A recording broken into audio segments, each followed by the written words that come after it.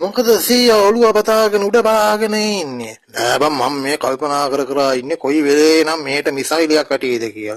ඒ කොහොමද සීයේ? ඇයි උඹ දන්නේ නැද්ද ඉරානයේ ඊශ්‍රායලයේ ඇමරිකාව එකතු වෙලා එක පොදියට මිසයිල් වලින් ගහ ගන්නවා. ඔය ආස්කූර වගේ මේ පැත්තටත් එකක් වැටුනොත් මේ දවස්වල ගෙවල් වල තෙල් හංගගෙන ඉන්න විදිහට ඩීසල් පෙට්‍රල් ආමු තෙල් හැමතැනම ගෙවල් වල බූඩි වල කෑන් වල හට්ටි මුට්ටි වල ඉඳලා තියෙනවනේ.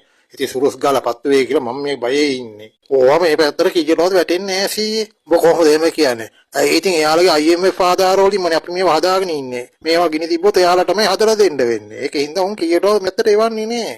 සීයා ඕවා කල්පනා කරන්නේ නැතුව ඉක්මනට පොලිමට ගිහිල්ලා තෙල් ටිකක් අරන් ඉන්න නැත්නම් සීයාගේ දඩු මොණ්ඩරේ ස්ටාක් කරන්න බැරි වෙයි. බෑ බං අපි පොලිමේ හිටියට චමින්දලා කියලා අපිට පොල් කට්ටකටවත් තෙල් ටිකක් දෙන්නේ නැහනේ.